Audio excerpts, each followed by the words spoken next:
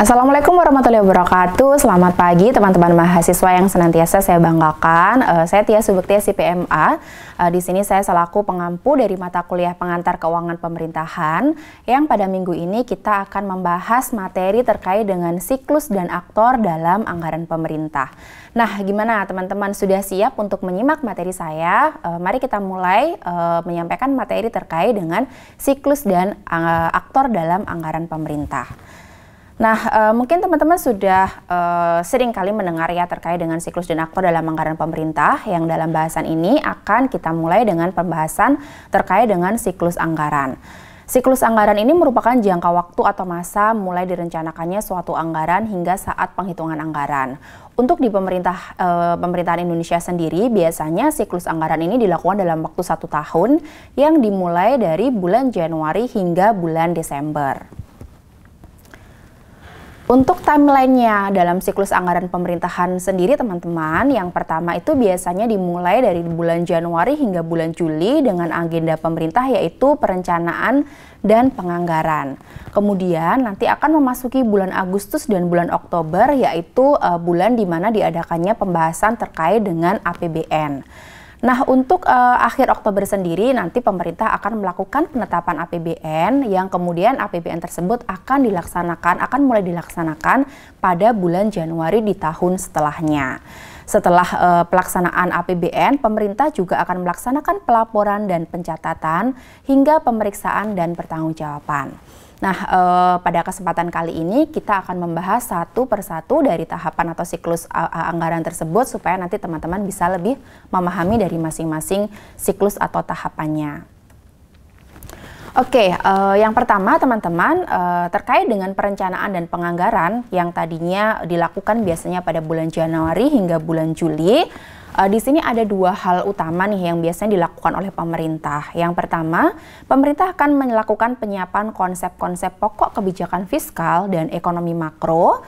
Lalu yang kedua, pemerintah akan melakukan asumsi dasar ekonomi makro yang akan digunakan sebagai acuan penyusunan kapasitas fiskal oleh pemerintah yang disiapkan oleh pemerintah, BPS, dan juga disiapkan oleh Bank Indonesia. Ingat ya, Bank Indonesia ya, bukan BRI, BNI, atau BCA. Jadi beda ya teman-teman.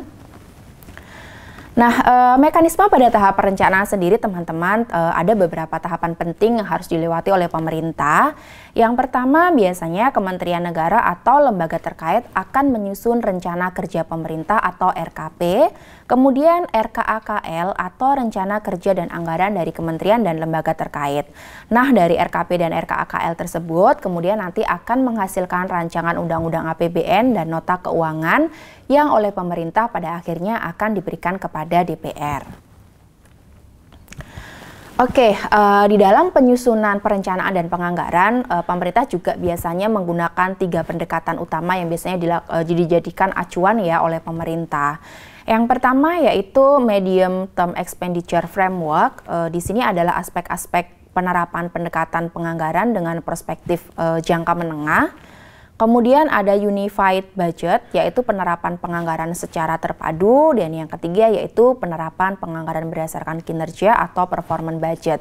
Jadi supaya di dalam penyusunan perencanaan dan penganggaran itu bisa lebih komprehensif dan tidak ada 1-2 hal yang kemudian bisa terlewat seperti itu. Oke, tadi kan judul kita kan tentang siklus dan aktor di dalam penganggaran ya. Jadi juga penting untuk kita ketahui bersama sebenarnya siapa saja sih Bu aktor-aktor yang seringkali terlibat di dalam perencanaan dan penganggaran pemerintah. Yang pertama yang sudah pasti yaitu kementerian atau lembaga terkait ya. Di sini mereka selaku Chief of Operation Officer atau COO. Kemudian juga ada Menteri Keuangan tentunya teman-teman selaku Chief Financial Officer atau seringkali disebut sebagai CFO. Kemudian juga ada Menteri Perencanaan dan juga pastinya ada DPR sebagai representasi dari masyarakat. Nah, setelah melalui tahap perencanaan, kemudian pemerintah akan melakukan tahapan selanjutnya yaitu tahapan pembahasan ya. Jadi dari RUU APBN tadi yang dibuat oleh pemerintah, jadi tadi sudah dibuat RUU APBN, kemudian dibuat oleh pemerintah dan diserahkan kepada DPR untuk dibahas. Biasanya pada saat penyerahan RUU APBN tersebut kepada DPR akan diawali dengan pidato dari Presiden Republik Indonesia, Ya, kemudian setelah dikirimkan ke DPR, di DPR sendiri di dalam pembahasannya biasanya juga akan melibatkan DPD ya untuk memberikan pertimbangan-pertimbangan dan masukan.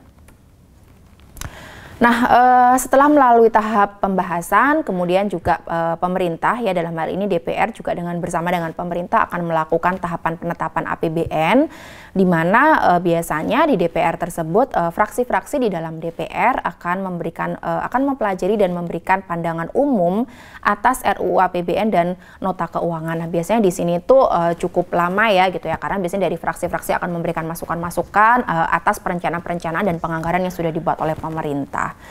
Nah, setelah mereka melakukan pembahasan secara bersama, kemudian DPR bersama dengan Presiden, ya, di mana di sini eksekutif dan juga legislatif akan melakukan penetapan rancangan undang-undang menjadi undang-undang APBN. Nah, selain menjadi undang-undang APBN, biasanya juga pemerintah atau Presiden di sini akan menetapkan peraturan Presiden tentang rincian APBN tersebut. Nah, setelah itu nanti juga Menteri Keuangan akan menyampaikan kepada kementerian terkait tentang dokumen pelaksanaan anggaran. Jadi kalau sudah ada dokumen pelaksanaan anggaran, baru nih kementerian-kementerian atau lembaga itu bisa melakukan pelaksanaan dari anggaran di tahun tersebut. Nah, tadi kita sudah melalui pembahasan ya, mulai dari tahap perencanaan, pembahasan hingga penetapan, kemudian masuklah di tahap pelaksanaan APBN yang tadi dilakukan di bulan berapa ya teman-teman ya. Jadi pelaksanaan APBN itu dilakukan di bulan Januari di tahun setelahnya. Jadi kalau tahun ini dibahas, maka tahun ini itu biasanya perencanaan untuk tahun setelahnya, seperti itu. Nah, pelaksanaan anggaran akan diawali dengan disahkannya dokumen pelaksanaan anggaran oleh Menteri Keuangan. Dokumen tersebut biasanya akan disahkan oleh Menteri Keuangan, disampaikan kepada menteri atau pimpinan lembaga, kemudian Badan Pemeriksa Keuangan atau BPK, Gubernur, lalu Direktur Jenderal Anggaran, Direktur Jenderal Perbendaharaan, kemudian Kepala Kantor Wilayah Direktorat Jenderal Perbendaharaan terkait, kemudian kuasa bendahara umum negara atau KPPN terkait, dan kuasa pengguna anggaran. Jadi rumit banget ya teman-teman ya. Jadi kalau teman-teman membayangkan anggaran itu kenapa kok kadang lama prosesnya, karena ternyata memang juga melewati banyak sekali tahapan yang harus dilakukan oleh pemerintah. Ya, kemudian dokumen tersebut merupakan acuan dan dasar hukum pelaksanaan APBN yang dilakukan oleh kementerian atau lembaga dan bendahara umum negara. Nah, ada beberapa dokumen-dokumen penting teman-teman yang harus kita ketahui bersama ya di dalam pelaksanaan anggaran, supaya nanti di dalam pelaksanaannya minim penyimpangan dan lain sebagainya. Maka ada beberapa dokumen nih, sedikitnya ada 4 dokumen penting yang harus kita ketahui bersama di dalam pelaksanaan anggaran pemerintah. Yang pertama adalah daftar isian pelaksanaan anggaran atau DIPA, kemudian surat permintaan pembayaran atau SPP, surat perintah membayar atau SPM, dan juga surat perintah pencairan dana atau SP2D. Nah, ini mungkin teman-teman ini masih awam banget ya dengan istilah-istilah dokumen-dokumen tersebut ya. Nah, teman-teman setelah melalui tahap pelaksanaan anggaran di dalam siklus penganggaran pemerintah, juga kita akan memasuki tahap pelaporan dan pencatatan APBN. Jadi kalau sudah dilaksanakan untuk meningkatkan akuntabilitas pemerintah, maka pemerintah itu juga wajib nih memberikan pelaporan, karena kan uangnya uang rakyat nih ya teman-teman ya. Jadi wajib nih harus dilaporkan kepada masyarakat juga. Nah, di dalam laporan keuangan itu akan dituangkan teman-teman di dalam LKPP atau laporan keuangan pemerintah pusat, di mana di dalam LKPP tersebut terdapat beberapa laporan penting, di mana yang pertama adalah laporan realisasi anggaran atau disebut sebagai LRA, kemudian neraca laporan arus kas atau disebut sebagai LAK, dan juga catatan atas laporan keuangan atau CALK. Nah, pasti tadi bingung ya, karena kok banyak banget ya Bu Tia nih dokumen dan istilah-istilahnya. Ini nggak apa-apa, nanti teman-teman bisa pantangin lagi kalau lihat video ini, nanti sambil dicatat lagi kira-kira dokumen-dokumen apa yang penting harus kita ketahui di dalam siklus anggaran pemerintah. Nah, mekanisme pelaporannya ini juga teman-teman terdiri dari banyak sekali tahapan-tahapan yang harus dilakukan. Yang pertama, diawali dari kementerian atau lembaga terkait, mereka akan menyusun laporan keuangan dalam 1 tahun yang telah dilakukan atau digunakan, kemudian akan diserahkan kepada Menteri Keuangan. Lalu Menteri Keuangan ini akan melakukan rekapitulasi nih dari masing-masing laporan dari kementerian-kementerian dan lembaga, kemudian akan dilakukan rekapitulasi, dijadikan satu dari seluruh instansi yang akan disetorkan kepada Presiden. Ya, karena Menteri itu kan pembantunya Presiden ya teman-teman, jadi diserahkan kepada Presiden, lalu nanti Presiden akan diserahkan kepada BPK. Nih biasanya tahap paling genting ini diserahkan kepada BPK atau Badan Pemeriksa Keuangan. Lalu setelah BPK itu melakukan pengecekan dan lain sebagainya, BPK kemudian menyetorkan temuan-temuan dan hasil audit mereka kepada DPR atau Dewan Perwakilan Rakyat. Nah, lagi-lagi DPR tuh selalu dilibatkan di dalam proses atau siklus anggaran pemerintah sebagai bentuk perwakilan dari masyarakat.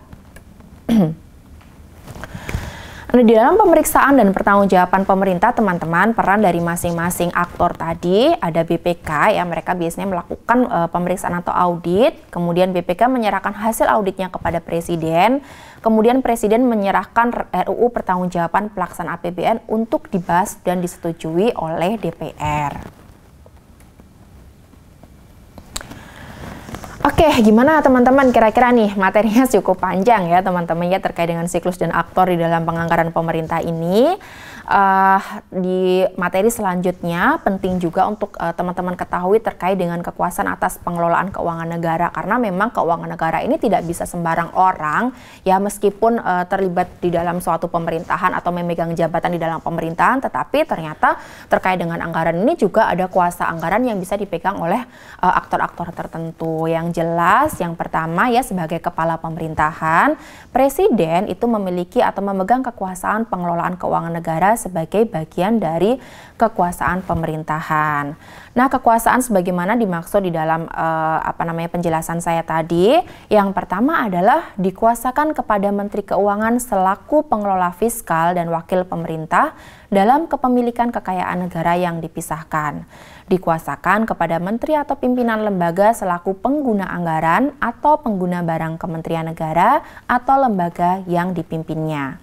Kemudian diserahkan kepada gubernur, bupati, atau wali kota selaku kepala pemerintahan daerah untuk mengelola keuangan daerah dan mewakili pemerintah daerah dalam kepemilikan kekayaan daerah yang dipisahkan. Lalu yang terakhir, tidak termasuk kewenangan di bidang moneter yang meliputi antara lain mengeluarkan dan mengedarkan uang yang diatur dengan undang-undang. Kalau kebijakan moneter ini biasanya memang dijelaskan lebih lanjut ya teman-teman, karena kaitannya juga dengan Bank Indonesia juga, seperti itu. Tapi tidak termasuk di dalam penjelasan kita hari ini.